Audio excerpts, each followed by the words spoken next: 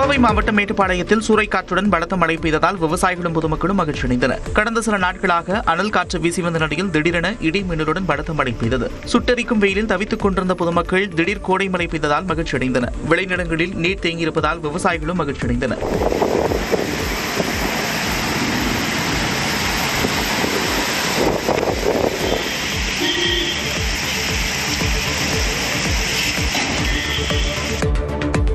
திருவள்ளூர் மாவட்டம் சிறுவாபுரி பாலசுப்ரமணிய சாமி கோயிலில் அமைச்சர் சேகர்பாபு வழிபாடு நடத்தினார். திங்கட்கிழமை சட்டமன்ற தேர்தல் முடிவுகள் வெளியாக உள்ள நிலையில் கோயிலுக்கு வந்த அமைச்சர் வழிபாடு நடத்தினார். அவருக்கு மாலைகளும் விபூதி பிரசாதங்களும் வழங்கப்பட்டன. நாகை மாவட்டம் வேளாங்கண்ணியில் தாவேக பொதுச் செயலாளர் ஆனந்த் சிறப்பு வழிபாடு மேற்கொண்டார். தாவேக தலைவர் விஜய் வராததால் தொண்டர்களும் ரசிகர்களும் ஏமாற்றம் அடைந்த நிலையில் வேளாங்கண்ணிக்கு வருகை தந்த ஆனந்த் ஆரோக்கிய மாதாவின் பீடத்தின் தரையில் அமர்ந்து பிரார்த்தனையில் ஈடுபட்டார். இதனைத் தொடர்ந்து மெழுகுவத்தி ஏந்தி வழிபாடு செய்தார். அப்போது பாதிரியார்களை சந்தித்து அவருக்கு நினைவு பரிசுகள் வழங்கப்பட்டன. நீலகிரி மாவட்டம் தெப்பக்காடு முகாமில் வளர்ப்பு யானைகள் மாயாற்றில் குளிக்கும் காட்சியை சுற்றுலாப் பயணிகள் ஆர்வத்துடன் கண்டு ரசித்தனர். கோடை விடுமுறை தொடங்கியிருக்கும் நிலையில் முதுமலை தெப்பக்காடு பகுதிக்கு சுற்றுலாப் பயணிகளின் வருகை அதிகரித்துள்ளது. இங்கு சஃபாரி செல்லும் பயணிகள் யானைகளுக்கு உணவளிப்பதுடன் அவை ஆற்றில் குளிக்கும் காட்சிகளையும் ரசித்து வருகின்றனர். மேலும் தெப்பக்காடு பகுதிகளில் மரங்களில் பூத்து குலுங்கும் மே மலர்களையும் அவர்கள் கண்டு ரசித்தனர். கொடைக்கானலில் பெரிய மாரியம்மன் கோவில் சித்திரை திருவிழாவை முன்னிட்டு அழகர் ஆற்றில் இறங்கும் நிகழ்வு சிறப்பாக நடைபெற்றது. அண்ணாசாலை பகுதியில் அமைந்துள்ள வரதராஜ பெருமாள் கோவில் இருந்து குதிரையில் அழகர் வர முன்னே கருப்பசாமி வேடமணிந்து பக்தர்கள் சென்றனர். இதில் ஏராளமான பக்தர்கள் கலந்து கொண்டு ஆடி பாடி மகிழ்ந்தனர்.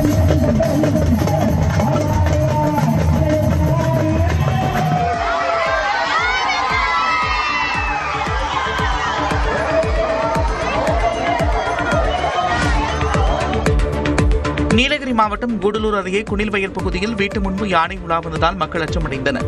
வனப்பகுதியிலிருந்து வெளியேறிய யானை இரவு நேரத்தில் குடியிருப்பு பகுதிக்குள் நுழைந்தது. அப்போது சத்தம் கேட்டு வெளியே வந்த மக்கள் வீட்டின் முன்பு நடமாடிய யானையை கண்டு அதிர்ச்சி அடைந்தனர். யானையை விரட்ட டார்ச் லைட் அடித்தபோது அது கோபமடைந்து வேகமாக சாலையில் ஓடி மீண்டும் வனப்பகுதிக்குள் சென்றது.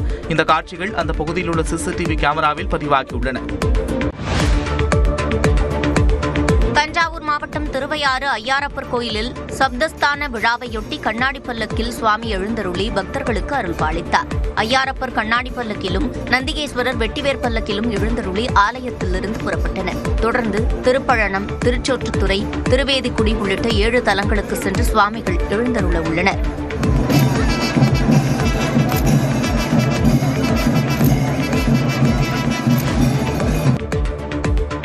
திருப்பூர் மத்திய பேருந்து நிலையத்தில் மனித கழிவுகளுடன் கூடிய கழிவுநீர் வெளியேறி பரவுவதால் பொதுமக்கள் கடும் அவதிக்குள்ளாகியுள்ளனர். தினமும் லட்சக்கணக்கானோர் பயன்படுத்தும் பேருந்து நிலையத்தில் கழிவறைகளின் செப்டிக் டேங்க் முறையாக அமைக்கப்படாததால் அடிக்கடி கழிவுநீர் வெளியேறுவதாக தொடர் புகார் எழுந்து வருகிறது. அந்த வகையில் மனித கழிவுகளுடன் கழிவுநீர் வெளியேறி நடைமேடைகளில் பரவியதால் பேருந்து நிலையம் முழுவதும் கடும் துர்நாற்றம் வீசுவதுடன் தொற்றுநோய் பரவும் அபாயமும் ஏற்பட்டுள்ளதாக பயணிகள் அச்சம் தெரிவித்துள்ளனர். தேனி மாவட்டம் போடி அருகே சூறைக்காற்றால் இலவம், தென்னை, வாழை மரங்கள் சேதமடைந்ததுடன் மின்கம்பங்கள் முறிந்து விழுந்து சேதமடைந்தன. மேலப்பரவு மலை கிராமத்தில் வியாழக்கிழமை மாலை சூறைக்காற்றுடன் கூடிய மழை பெய்தது. அப்போது மரங்களும் மின்கம்பங்களும் சேதமடைந்தன. கோவை மாவட்டம் மதுக்கரை அருகே வீட்டிலிருந்த ஷூ ரேக்கிற்குள் பதுங்கிய சாரை பாம்பு பாதுகாப்பாக பிடிக்கப்பட்டது. போடிபாளையத்தில் உள்ள ஒரு வீட்டிற்குள் பாம்பு புகுந்த நிலையில் பாம்புபிடி வீரர் சுரேந்தருக்கு தகவல் அளிக்கப்பட்டது. அவர் வந்து தேடி பார்த்தபோது பாம்பு ஷூ ரேக்கிற்குள் பதுங்கியிருப்பது தெரியவந்தது. இதையடுத்து அதனை பிடித்து வனப்பகுதியில் விடுவதற்கு எடுத்துச் சென்றனர்.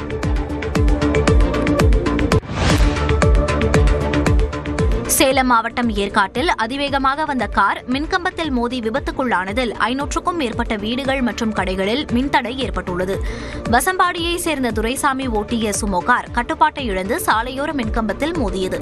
மின்கம்பம் உடைந்து சாலையில் விழுந்த நிலையில் இருசக்கர வாகனத்தில் நின்றிருந்த ஈஸ்வரன் என்பவரும் கார் ஓட்டி வந்த துரைசாமியும் காயமடைந்தனர்.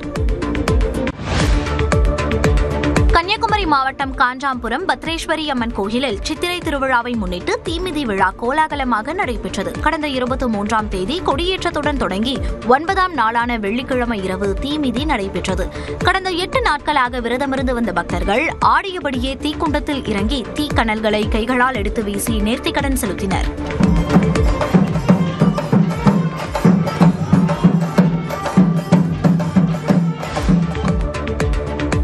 நாமக்கல் மாவட்டம் ராசிபுரத்தை அடுத்த பல்லவநாயக்கன்பட்டி பகுதியில் சூறைக்காற்றில் மின்கம்பம் உடைந்ததால் 3 நாட்களாக மின்சாரமின்றி கிராம மக்கள் தவித்து வருகின்றனர். சமீபத்தில் வீசிய சூறைக்காற்றின் காரணமாக அந்த பகுதியில் இருந்த 2 சிமெண்ட் மின்கம்பங்கள் உடைந்து கீழே விழுந்தன. மின்கம்பங்கள் உடைந்து விழுந்து 3 நாட்களுக்கு மேலாகியும் இதுவரை சரி செய்யப்படவில்லை என்று கூறப்படுகிறது.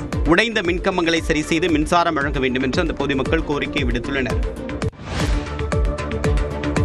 கோவையில் வாக்காளர்களுக்கு பணம் கொடுக்கப்பட்டதால் வாக்கு எண்ணிக்கையை நிறுத்தக் கோரி மறுமலர்ச்சி மக்கள் இயக்கத்தினர் முகத்தில் கருப்பு துணி கட்டிக்கொண்டு மாவட்ட ஆட்சியரிடம் மனு அளித்தனர். கோயம்புத்தூர்ல 10 தொகுதியில் 1000 கோடிக்கு மேல பணம் கொடுக்கப்பட்டது. ஒரே ஒரு தொகுதியில் ஓட்டுக்கு 5000. இந்த ஓட்டு எண்ணிக்கை நிறுத்தப்பட வேண்டும். குறைஞ்சபட்ச தேர்தல் ஆணையம் ஓட்டுக்கு பணம் கொடுக்கப்பட்டது என்பதை ஒத்துக்கொள்ள வேண்டும், பதிவு செய்ய வேண்டும். சேலம் உருக்காலையில் ஒப்பந்த தொழிலாளர்களை முழுமையாக பயன்படுத்தக்கூடிய முடிவை எதிர்த்து CITU தொழிற்சங்கத்தினர் உண்ணாவிரத போராட்டத்தில் ஈடுபட்டனர். உற்பத்தி மற்றும் பராமரிப்பு பணிகளை ஒப்பந்த முறையில் ஒப்படைக்க உருக்காலை நிர்வாகம் திட்டமிட்டிருப்பதாக கூறப்படுகிறது. இதை மறைமுக தனியார் மயமாக்கல் முயற்சி என்று கூறி CITU சங்கம் தொடர்ந்து எதிர்ப்பு தெரிவித்து வந்தது. இந்நிலையில் இந்த முடிவை கைவிட வலியுறுத்தி ஒருநாள் உண்ணாவிரத போராட்டம் நடைபெற்றது. சென்னை கோயம்பேடு மார்க்கெட் பகுதியில் மது பாட்டில்களை பதுக்கி வைத்து விற்பனை செய்த நபர் கைது செய்யப்பட்டார். கோயம்பேடு மார்க்கெட்டில் சட்டவிரோதமாக மது விற்பனை நடைபெறுவதாக போலீசாருக்கு தகவல் கிடைத்தது. இதையடுத்து கண்காணிப்பு பணியில் ஈடுபட்ட போலீசார் J பிளாக் பகுதியில் சந்தேகத்திற்குரிய வகையில் கையில் பையுடன் நின்று கொண்டிருந்த நபரை சோதனை செய்தனர். அப்போது அவரிடமிருந்து 180 மில்லிலிட்டர் அளவு கொண்ட 35 மது பாட்டில்கள் பறிமுதல் செய்யப்பட்டன. பிறகு அந்த நபரை கைது செய்து நீதிமன்றத்தில் ஆஜர்படுத்தி சிறையில் அடைத்தனர். சென்னை திருவான்மியூரில் 40 சமையல் எரிவாயு சிலிண்டர்களை பதுக்கி வைத்து அதிக விலைக்கு விற்பனை செய்தாக தந்தையும் மகனும் கைது செய்யப்பட்டனர். ரகசிய தகவலின் அடிப்படையில் சித்திரைக்குளம் பகுதியில் உள்ள ஒரு வீட்டில் காவல்துறையினர் சோதனை மேற்கொண்டனர். அப்போது அனுமதியின்றி பதுக்கி வைக்கப்பட்டிருந்த 40 சிலிண்டர்கள் கண்டுபிடிக்கப்பட்டன. இதையடுத்து அவற்றை பதுக்கி வைத்திருந்த நீலமேகத்தையும் அவருடைய மகன் குமாரையும் காவல்துறையினர் கைது செய்தனர். பறிமுதல் செய்யப்பட்ட சிலிண்டர்களை சிவில் சப்ளை CID அதிகாரிகளிடம் ஒப்படைத்தனர். தூத்துக்குடி மாவட்டம் திருச்செந்தூர் சுப்பிரமணிய சுவாமி கோவில் முன்பாக கடல் உள்வாங்கிய நிலையிலும் பக்தர்கள் அச்சமின்றி நீராடினர். பௌர்ணமி நாளில் கடல் சுமார் 70 அடி வரை உள்வாங்கி பாசிப்படிந்த பாறைகள் வெளிப்பட்டுள்ளன. இருப்பினும் ஆபத்தை பொருட்படுத்தாமல் பக்தர்கள் அந்த பகுதிகளில் நீராடி புகைப்படம் எடுத்தனர். பாதுகாப்பான பகுதிகளில் மட்டுமே நீராடுமாறு கோவில் நிர்வாகத்தினரும் காவல்துறையினரும் அவர்களுக்கு எச்சரிக்கை விடுத்தனர். திருச்சி மாவட்ட மணப்பாறை அருகே மின்மாற்றியில் ஏறி பியூஸ் போட முயன்ற கொத்தனார் மின்சாரம் தாக்கி உயிரிழந்தார்.